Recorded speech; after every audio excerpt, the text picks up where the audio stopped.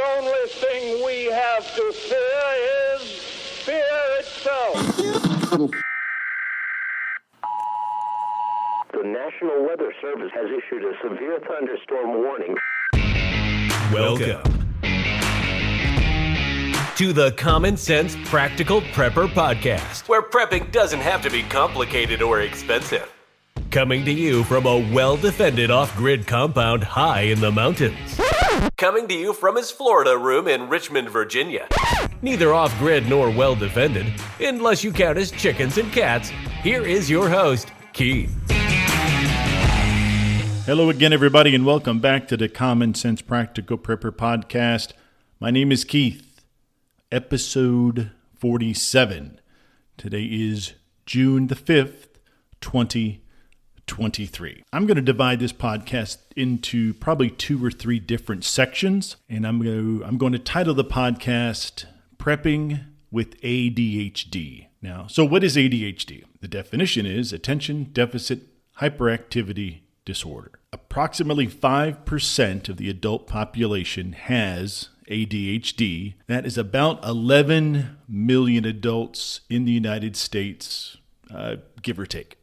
So I'll give you a few medical terms and definitions. So ADHD is a long-term chronic brain condition that causes executive dysfunction, which means it disrupts a person's ability to manage their own emotions, thoughts, and actions.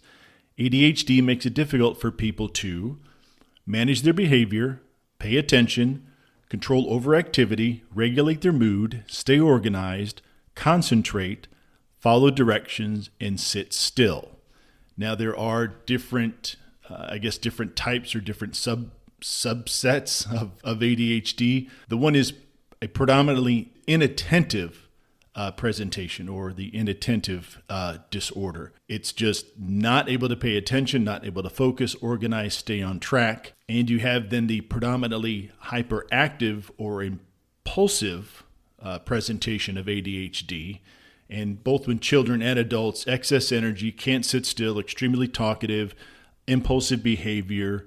You tend to interrupt others in a conversation. And then there's the combination of the two. Many times, approximately 70% of the cases in the United States fall into that combined presentation. There's not a lot that is exclusively hyperactive, impulsive, and there's not much that is exclusively the inattentive portion of it. So when it comes to adult ADHD, there's several, different ways it presents itself, different mechanisms. And as far as the inattentive symptoms with adults, there is what they call automatic attention that occurs when we pay attention to things we love, we know, we desire. On a sunny day, you want to be outside because that's where you want to be. So that is something that immediately your attention is focused on. There is the directed attention, which requires you to be very intentional with your focus. Almost every single brain fiber and neuron that you have is like laser-like focused on a particular conversation.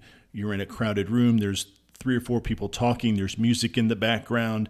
Your manager, your boss is talking to you or talking to the team, and you are like hyper focused to an extent that you really need purposely paying attention. Then we have the lack of attention, difficulty staying on task, trouble listening, lack of follow through, disorganization, procrastination. You lose things, you are easily distracted, forgetfulness. And then we go into the hyperactivity, fidgeting, getting out of your seat, chronic restlessness, difficulty engaging in quiet activities. You're always on the go. Many people describe it as you have like a race car brain, that the moment you open your eyes in the morning, your brain takes off at 150 miles an hour. And it does not stop till the very end of the day. Talking excessively, blurting out, interrupting or finishing people's sentences, difficulty waiting in lines. I think a lot of people have that, not just folks with ADHD, and interrupting others or, like I said, finishing their sentences. There are certain things that not necessarily trigger ADHD, but I guess exacerbates, is that the word? Exacerbate the symptoms. Stress, lack of sleep, there's some dietary concerns, overstimulation, changing of environmental factors, sight, sound, smell, and then lack of general interest. A lot of people with ADHD are they're very quick-tempered. Sometimes it's very minor things that, I guess, trigger the anger, emotion, whatever it happens to be. It doesn't always have to be anger. It could certainly lead to sadness, crying, that sort of thing. So specifically, I want to talk about prepping and how folks with ADHD are very good at prepping, and they're very good at organizing things in a sense. Now, when you have ADHD, again, lack of organization, lack of desire, you're not very attentive. However, on the flip side, a lot of people with adult ADHD, if they find something that they're generally interested in, they become hyperfocused, which isn't necessarily a bad thing. So here's an example. When I was growing up, I had a lot of different hobbies. And as an adult, I have had even more hobbies, too numerous to really name and go through. Now, when it comes to prepping and it comes to my pantry and the research that I do, I am very hyper-focused on certain aspects, whatever I happen to be researching at the time. Now, is there some impulsivity, lack of impulse control? Yes. Do I maybe have one too many gadgets in the prepping pantry or the prepping house? Maybe. But many, many times I see that ability to hyper-focus as a positive. Now, for me specifically, I was diagnosed with severe adult ADHD approximately 3 years ago. Here's another weird thing about adult ADHD. It's a thing called time blindness. I get up every morning at 5 a.m. I have not had to set an alarm for, probably 15 years. I can't tell my brain that it's Saturday or Sunday. I can't tell my brain it's a day off and that you should sleep in till 6, 6:15, 7, whatever happens to be. That just doesn't happen. So so just a second ago, I had to pause the recording because I think I was talking about time, getting up early in the morning. And I believe I said, and in that, which was going to be like in that respect, what happened was I got an alert on my phone. It vibrated. My attention immediately went to the phone and I forgot the last part of the sentence. I don't even know what it was. I still don't remember what it was. And so I paused it. Now I would have gone back and made an edit so you wouldn't notice that. But given the fact that what we're talking about, I went ahead and left it in there. Folks with adult ADHD are distracted very easily, almost to the point that it's funny to people who don't have ADHD, but if you do, it is very disturbing, and sometimes it's I don't want to say horrifying, but it leads to a lot of frustration. I lose things a lot. I walk into a room, and you hear the expression, you walk into the room and you forgot why you walked into the room. I do that on a daily basis. If I'm not purposely focusing on something, I can literally, and I'm literally walking into a room and I will turn circles until I realize what the primary goal was or the primary focus of coming into the room. And here's an example, and I don't mind sharing this with you guys. 99.9% of the people who listen to this podcast, I will never meet. And if I end up meeting a few folks for whatever reason, then so be it. I wear my ADHD as a badge of honor. I certainly don't hide from it. I have discussed it with my team at work. So this morning, getting ready to go to work, threw on a pair of cargo shorts and a t-shirt because that's what I wear at work.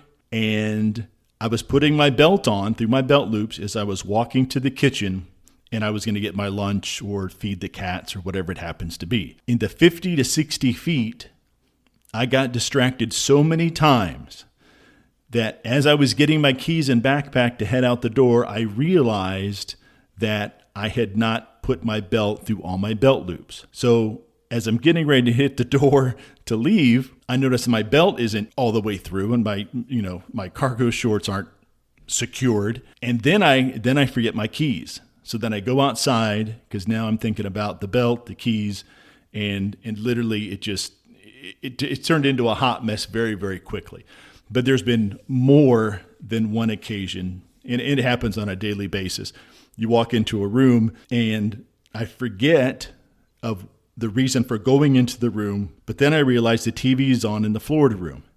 So then I take a step towards the Florida room, but then I'm like, oh my goodness, I forgot to turn out the porch light. And so I'll turn to the right. And I'm like, no, you need to turn the TV off in the Florida room or turn the light off. And I'm sorry. Yeah. And then your brain says, okay, you need to go to the kitchen because you're going to make yourself a bologna sandwich.